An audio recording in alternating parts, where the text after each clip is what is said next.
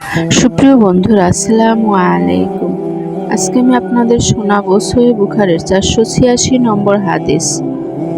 বুশর ইবনে সাইদ রাদিয়াল্লাহু হতে বর্ণিত, এক সময় যায়েদ ইবনে খালেদ তাকে আবু জুহাইমার কাছে পাঠান, যেন তিনি তাকে মুসল্লির সম্মুখ দিয়ে যারা যাতায়াত করে তাদের গুনাহ জিজ্ঞেস করেন।